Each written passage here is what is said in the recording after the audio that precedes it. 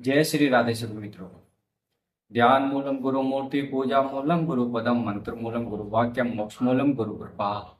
श्री गुरुदेव भगवान के शिक्षकों का ध्यान करते वीडियो को आगे बढ़ाते हैं।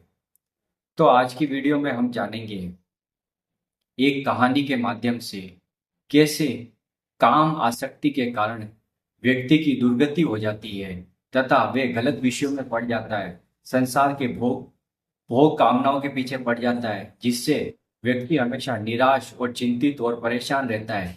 इसलिए अगर आप इस कहानी को ध्यानपूर्वक सुनेंगे तब आपके जीवन में बहुत ही बदलाव हो सकते हैं।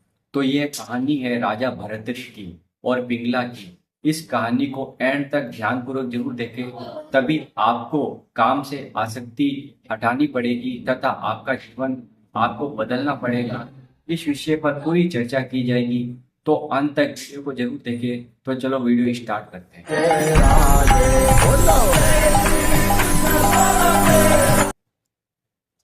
प्राचीन उज्जैन नगरी के राजा भर्तरी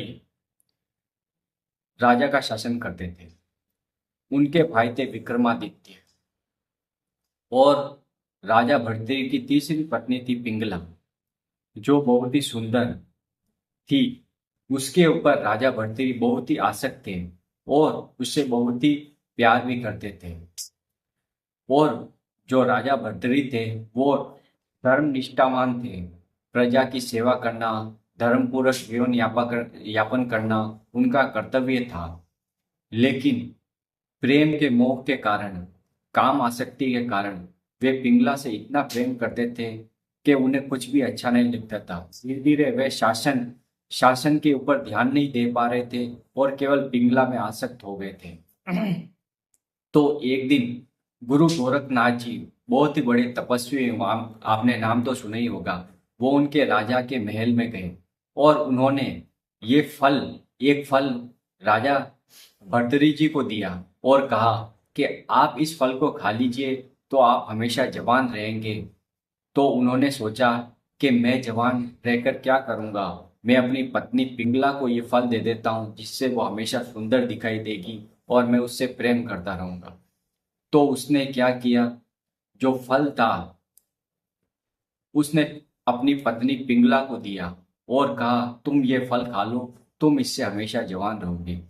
लेकिन पिंगला की आसक्ति और प्रेम एक जो सैनिक था राज दरबार में, कोतवाल था, उसके ऊपर थी। तो पिंगला ने सोचा कि मैं ये फल उस प्रेमी को दे देती हूँ, जो इससे पिंगला प्रेम करती थी, कोतवाल से, सैनिक से। उसको उसने दिया और फिर कहा कि तुम इसे खा लेना, तुम हमेशा जवान रहोगे। उसने ये सोचा कि कोतवाल सैनिक जवान रहेगा तो मेरी कामनाओं की और इच्छाओं की पूर्ति करता रहेगा।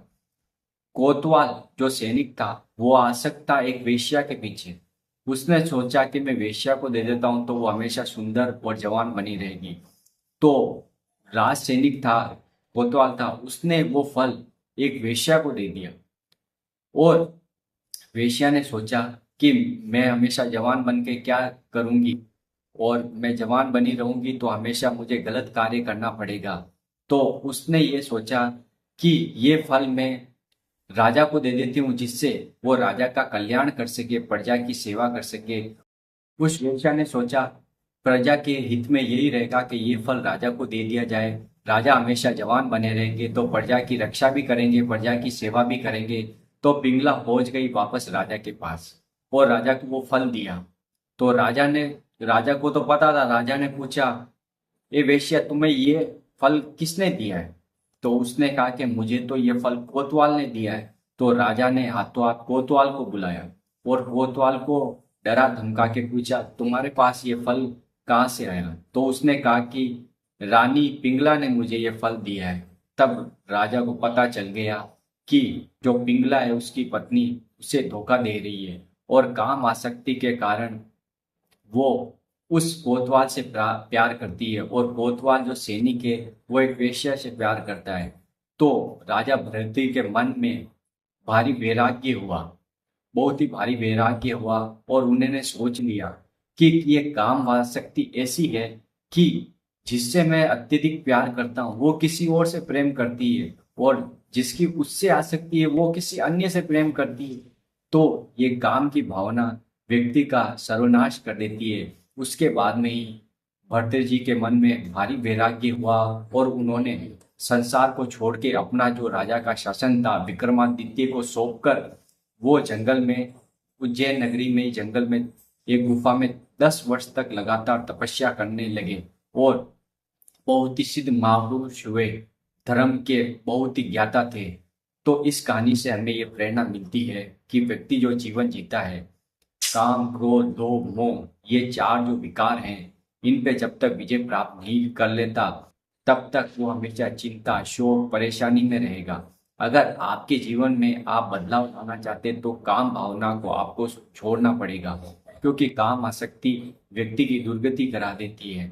आप जैसे संसार में निकलते हैं तो किसी से भी गलत दृष्टि मत डालिए, केवल सब में भगवान को देखिए तथा सब माता बहनों के समक्ष जाइए तो नजरें झुका के और सबको माता और बहन के समान समझिए। इससे आपके अंदर आध्यात्मिक ऊर्जा आएगी, क्योंकि आपने कामनाओं को वासनाओं को धीरे धीरे त्यागना है।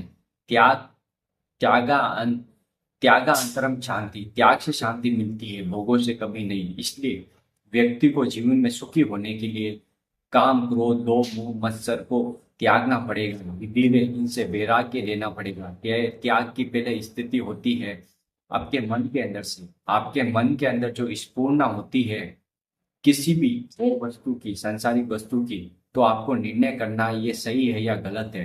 उसके बाद में ही आपको उसी मार्ग पे चलना है, क्योंकि आप सत्य वस्तु के पीछे नहीं भागोगे, असत्य झूठ का सहारा लोगे, किसी को गलत शब्द बोलोगे या किसी के साथ गलत भावना रखोगे तो आपका मन आपको हमेशा जलाता रहेगा। आप काम विजयी, क्रोध विजयी, लोभ विजयी, मोह विजयी कभी नहीं हो सकते, क्योंकि ये संसार मायाकृत है। भगवान स्वयं गीता में कह रहे, देवी होशा गुणमयी मम माया दुर्दया मामे वे प्रपदंते माया में ताम तरंती ते। हे अर्जुन, मेरी माया बहुत ही दुस्तर और विकराल है, इससे पार जाने का एक ही तरीका है, प्रभु श्री कृष्ण का भजन। अगर आप भजन करने लग गए तो आप माया पे विजय प्राप्त कर सकते हो, नहीं तो आपके ये बड़े बड़े विकार आपको ध्वस्त कर देंगे और आपका मार्ग भटका देंगे। तो इस वीडियो का मकसद यही है कि आपको निरंतर नाम जप करना है, राम राम कृष्ण कृष्ण, जो भी आपके इष्ट है।